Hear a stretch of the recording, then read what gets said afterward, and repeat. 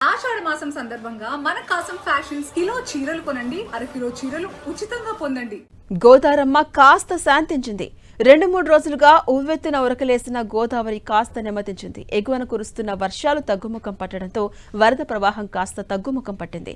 ప్రస్తుతం భద్రాచలం దగ్గర గోదావరి 47.90 అడుగుల దగ్గర ప్రవహిస్తోంది. దాదాపు 12 గంటల వ్యవధిలోనే 17 అడుగుల మేర వరద ప్రవాహం తగ్గింది. దీంతో అధికారులు అప్పటి వరకు ఉన్న రెండో ప్రమాద హెచ్చరికను ఉపసంహరించుకున్నారు. కానీ ఇంకా గోదావరి 47 అడుగుల దగ్గర కొనసాగుతుండటంతో ప్రస్తుతానికి మొదటి ప్రమాద హెచ్చరికను కొనసాగిస్తున్న అధికారులు. ఎగువన వరద ప్రవాహం తగ్గుముఖం పట్టడంతో దుమ్ముగూడెం మండలం పన్నసాల దగ్గర కూడా గోదావరి వరద ప్రవాహం తగ్గింది.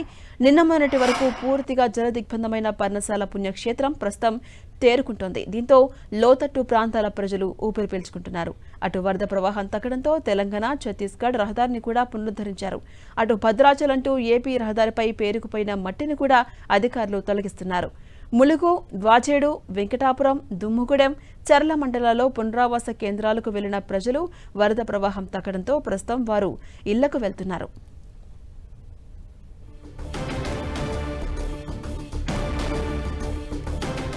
ఇదే అంశంపై మరింత సమాచారం మా ప్రతినిధి సైదులు అందిస్తారు. సైదులు, 2-3 రోజులుగా గోదావరి ఉగ్రరూపం ఇప్పుడు కాస్త తగ్గినట్టుగా కనిపిస్తోంది. అయితే మొదటి ప్రమాద హెచ్చరికను కొనసాగిస్తున్నారు కదా అధికారులు.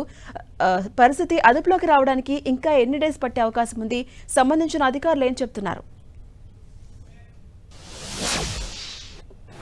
భద్రాచలం దగ్గర గోదావరి శాంతిస్తుంది. మూడో ప్రమాద హెచ్చరిక, రెండో ప్రమాద హెచ్చరికను కూడా ఉపసంహరించుకున్నారు. ప్రస్తుతం 46.5 అడుగుల దగ్గర గోదావరి ప్రవాహం కొనసాగుతుంది. దాదాపుగా 2 రోజులుగా ఎగువన కురిసిన భారీ వర్షాలతో గోదావరి పెద్ద ఎత్తున కూడా ఉప్పొంగిన పరిస్థితి ఉంది. జలదిగ్బంధనంలో కూరుకుపోయిన పరిస్థితి అయితే కనిపించి ఉగ్రరూపం దాల్చడంతో దాదాపు ములుగు, వాజేడు, వెంకటాపురం, చెర్ల తదితర మండలాలు ఏవైతున్నాయి ఆ మండలాలు కూడా పూర్తిగా జలదిగ్బంధనంలో కూరుకుపోయినాయి. గ్రామాలు కూడా మొత్తం రాకపోకలు నిలిచిపోయిన పరిస్థితి ఉంది. అదేవిధంగా భద్రాచలం నుంచి ఛత్తీస్గఢ్, ఒరిస్సా, మహారాష్ట్ర, ఆంధ్రప్రదేశ్ వెళ్లాల్సినటువంటి రహదారులు ఏవైతున్నాయో ఆ ప్రధాన రహదారులు కూడా జలదిగ్బంధనంలో కూరుకుపోవడంతో వందలాది వాహనాలు కూడా భద్రాచలంలోనే ఆగిపోయిన పరిస్థితి కనిపిస్తుంది. లోతట్టు ప్రాంతాల ప్రజలు ఇప్పుడే ఇళ్లలోకి చేరుకుంటున్న పరిస్థితి. పునరావాస కేంద్రాలను ఏర్పాటు చేసినప్పటికీ ఇంకొక 3 రోజులు మాత్రం గోదావరి వరద ఉధృతి తగ్గుముఖం పట్టిన తర్వాత గ్రామాల్లో మొత్తం ఇసుకలు మేటేసిన పంట పొలాలు కావచ్చు, అదేవిధంగా పూర్తిగా మట్టి మొత్తం పేరుకపోయిన ఇళ్లలోకి, లోతట్టు ప్రాంతాల ఇళ్లలోకి మట్టి మేట వేసినటువంటి ఇళ్లలో మొత్తం కూడా శుభ్రం చేసుకుంటున్న పరిస్థితి అయితే దాదాపు మరో 2 రోజులు సమయం అయితే పట్టే అవకాశం ఉంది. ఈ రోజు మధ్యాహ్నం లోపు మొదటి ప్రమాద హెచ్చరికను కూడా ఉపసంహరించుకోవడానికి అధికారులు చర్యలు తీసుకుంటున్న పరిస్థితి. ఎందుకంటే ఇప్పటికే 46.5 అడుగులో గోదావరి ఉన్న నేపథ్యంలో మరి 2-3 గంటల్లోనే గోదావరి మొదటి ప్రమాద హెచ్చరికను ఉపసంహరించుకునే అవకాశాలు కూడా కనిపిస్తున్నాయి. అందుకు సంబంధించి సిడబ్ల్యూసీ అధికారులు కూడా దానికి సంబంధించినటువంటి మెజర్మెంట్స్ కూడా తీసుకుంటున్న పరిస్థితి అది కనిపిస్తుంది.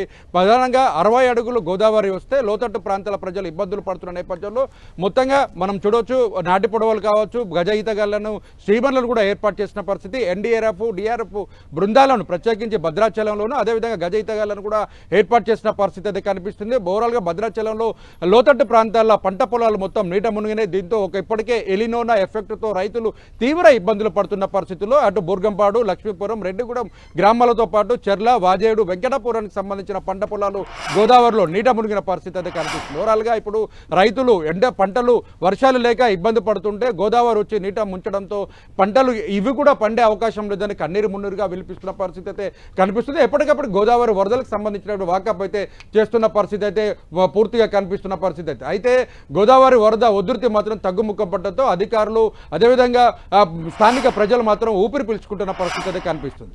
అలాగే సైదులు, వరద తగ్గడంతో కొన్ని ప్రాంతాల్లో ప్రజలు వాళ్ళ ఇళ్లకి వెళ్తూ ఉన్నారు. దానికి సంబంధించిన అప్డేట్స్ ఏంటి? ఇళ్లలోకి మట్టి, చెత్త కొంత పేరుకుపోయే అవకాశం ఉన్న నేపథ్యంలో అధికారులు ఏమైనా సహాయక కార్యక్రమాలు చేసే అవకాశం ఉందా?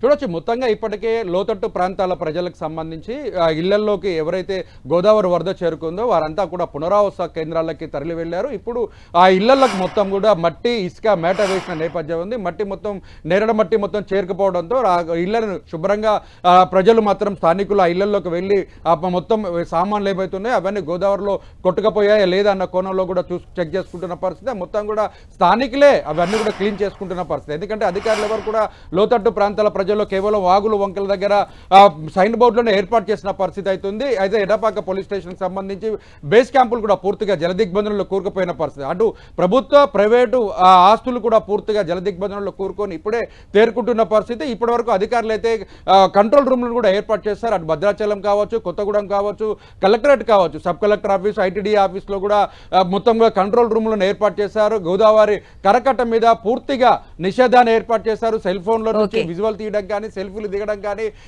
పర్యాటకులు అందరూ కూడా వచ్చి గోదావరిని పరిశీలించడం కానీ చేయకూడదంటూ కూడా ఇప్పటికే ఆదేశాలు జారీ చేయడంతో స్థానికులు పోలీసులు భారీ బందోబస్తును కూడా ఏర్పాటు చేసిన పరిస్థితి ఉంది. గోదావరికి వరద తగ్గుముఖం పడడంతో ప్రధాన రహదారులన్నీ కూడా పునరుద్ధరిస్తున్న పరిస్థితి అయితే ఉంది. ఓవరాల్ గా అటు మనుగురు కావచ్చు, పినపక్క కావచ్చు, బుర్గంపాటికి సంబంధించిన ప్రజలైతే ఊపిరి పీల్చుకున్నారు. పట్టణ ప్రజలందరూ కూడా ఊపిరి పీల్చుకున్న పరిస్థితి. భద్రాచల లోతట్టు ప్రాంతాల ప్రజలు తిరిగి ఇంటి బాట పడుతున్న పరిస్థితి అయితే ఇప్పుడు కనిపిస్తున్నప్పుడు తాజా పరిస్థితి ఉంది ఇక్కడ.